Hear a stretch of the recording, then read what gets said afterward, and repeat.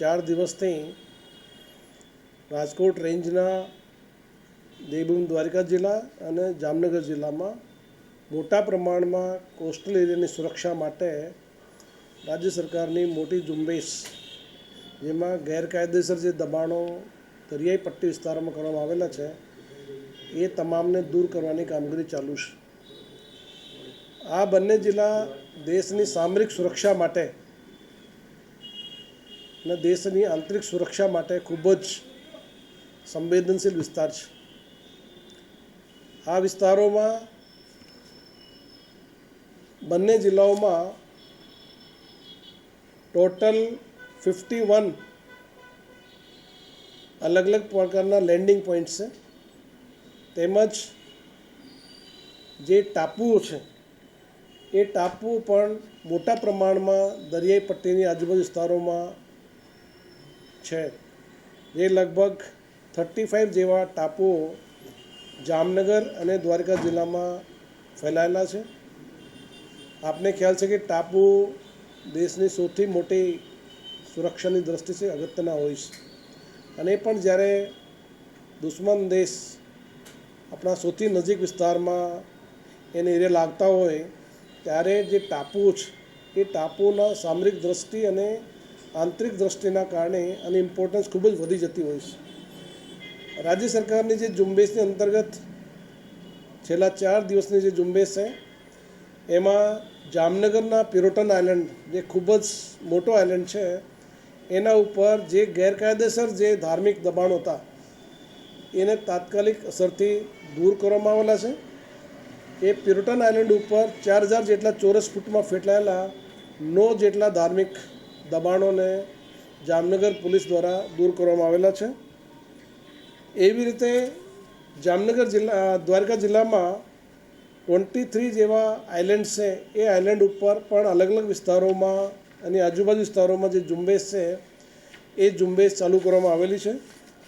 એ ઝુંબેશના ભાગરૂપે ટોટલ આજ દિન સુધીમાં લગભગ 50 કરોડથી વધારની જે જમીનો છે એ ખાલી કરવામાં આવેલી છે.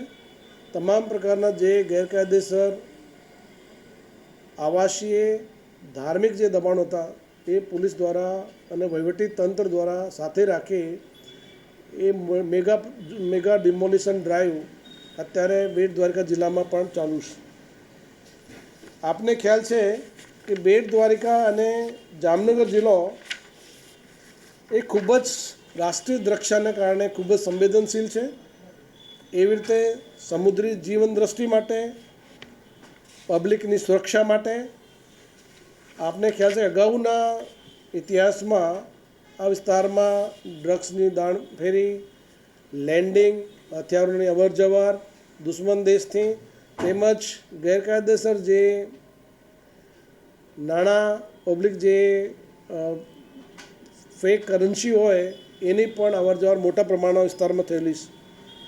અને આ બંને જિલ્લાઓ દેશની સામરિક સુરક્ષાની દ્રષ્ટિએ ઇમ્પોર્ટન્ટ છે જ, પણ આર્થિક અને ઔદ્યોગિક દ્રષ્ટિએ પણ ખૂબ જ મોટી પ્રમાણમાં આ બંને જિલ્લાઓ આખા દેશ માટે ખૂબ જ અગત્યનો રોલ પ્લે કરતા હોય છે.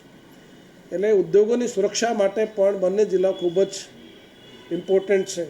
એટલે તમામ પ્રકારના જે હેતુ એ હેતુને ધ્યાને રાખી આ ઝુંબેશ હાથ ધરવામાં આવેલી છે. જામનગર જિલ્લામાં તમામ જે આઇલેન્ડ્સ છે એ આજની સ્થિતિમાં કોઈપણ દબાણ વગર, કોઈપણ ગેરકાયદેસર એન્ક્રોચમેન્ટ વગર ફ્રી કરવામાં આવેલા છે. એ પહેલી વાર એવું થયું છે કે જેમાં તમામ પ્રકારના જે આઇલેન્ડ છે એ કોઈપણ દબાણ વગરના છે. એવી રીતે દેવભૂમિ દ્વારકા જિલ્લામાં પણ જે તમામ જે આઇલેન્ડ છે એ પણ અમારી જે ઝુંબેશ છેલ્લા 2 વર્ષથી ચાલી છે એમાં તમામ જે આઇલેન્ડ છે એને પણ ગેરકાયદેસર તમામ પ્રકારના જે દબાણો હતા એનાથી દૂર કરવાની કામગીરી ચાલુ છે.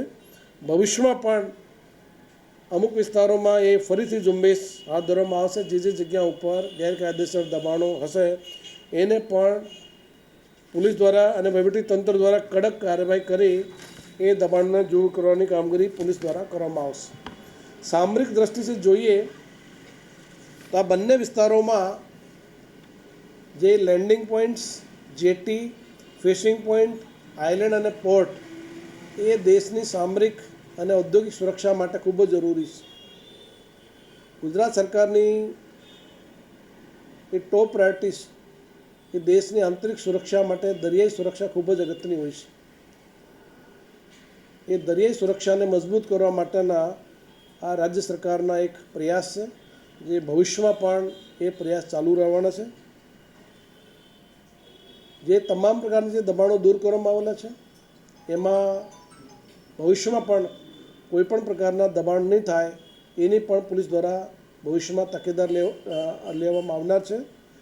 અત્યારે આ વિસ્તારોમાં અમારા તમામ પ્રકારના જે ડ્રોન દ્વારા એ તમામ વિસ્તારોને પોલીસ દ્વારા અવરજવર સ્પેશિયલ ઓપરેશન ગ્રુપ દ્વારા એટીએસ દ્વારા તમામ વિસ્તારોમાં આ કામગીરી અને એ આઇલેન્ડ ઉપર કોઈપણ પ્રકારની દેશ વિરોધી કૃત્ય નહીં થાય એના માટે ગુજરાત પોલીસ અને રાજકોટ પોલીસ એ કટિબદ્ધ છે. અને તમામની પણ લોકોને પણ અપીલ કરું છું કે આ વિસ્તારોમાં કોઈપણ પ્રકારની અવરજવર થતી હોય, કોઈપણ પ્રકારના દેશ વિરોધી અથવા કોઈપણ સમાજ વિરોધી કૃત્ય થતા હોય તો તાત્કાલિક જે તે જિલ્લાની પોલીસનો તાત્કાલિક ધ્યાન દોરવામાં આવે તો પોલીસ દ્વારા વિસ્તારોમાં પણ કડક કાર્યવાહી પોલીસ દ્વારા કરવામાં આવશે.